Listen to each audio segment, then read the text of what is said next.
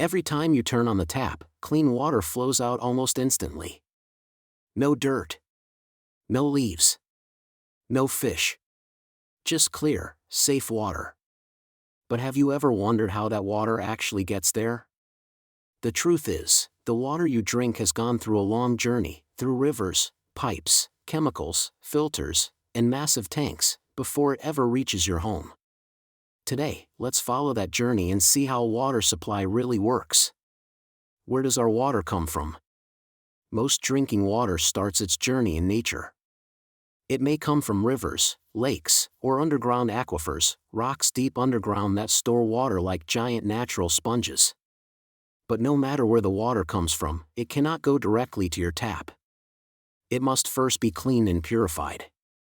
Step 1. Intake and screening. The first step happens at the water intake. Water flows into the treatment plant through large pipes. But before it goes any further, it passes through metal screens. These screens act like giant sieves. They remove things like fish, leaves, sticks, plastic, and other debris. This protects the equipment and prevents large objects from entering the treatment system.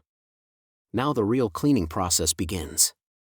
Step 2. Coagulation. At this stage, the water is mixed rapidly with a chemical called a coagulant, often something like ammonium sulfate. This chemical causes tiny particles floating in the water, like dirt and clay, to start sticking together. But the particles are still too small to remove easily. That's why the next step is needed. Step 3. Flocculation. Now the water enters a large tank with slowly rotating paddles. These paddles gently stir the water. As the water moves slowly, the tiny clumps begin sticking together and forming larger clusters called flock. You can imagine these flocks like soft clouds of dirt floating in the water. As they grow bigger and heavier, they begin to sink. Step 4. Sedimentation. Next, the water flows into huge sedimentation tanks. Here the water moves very slowly and stays for several hours. During this time, the heavy flock particles sink to the bottom of the tank. Machines with long rotating arms, called rakes, collect this sediment and remove it. What remains above is much cleaner water. But it still isn't ready to drink yet. Step 5. Filtration. The water now passes through powerful filters. These filters are made of several layers of materials, usually gravel, sand, and hard coal. As the water slowly flows through these layers, the remaining particles get trapped. It's similar to how a coffee filter removes coffee grounds.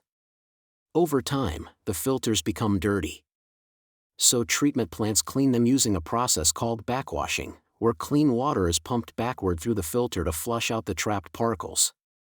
Step 6. Chlorination. Even though the water now looks clean, it may still contain microorganisms that can cause disease. To make the water safe to drink, a small amount of chlorine is added. Chlorine kills harmful bacteria and viruses by damaging their cells and preventing them from reproducing. This step makes sure the water stays safe as it travels through miles of pipes to reach homes and cities. Step 7. Storage and distribution. Finally, the clean water is pumped into large storage tanks or elevated water towers. Raising the water high above the ground creates pressure in the system. From these storage tanks, water flows through an enormous network of underground pipes that spread across cities and towns. Pumping stations keep the water moving at a steady flow. And after this long journey, from rivers and reservoirs, through screens, chemicals, filters, and tanks, the water finally arrives at your home. So the next time you turn on the tap and see clean water flowing out, remember, that water has traveled through an incredible system designed to protect your health. A journey of science, engineering, and technology, all working together to deliver something we often take for granted: clean water.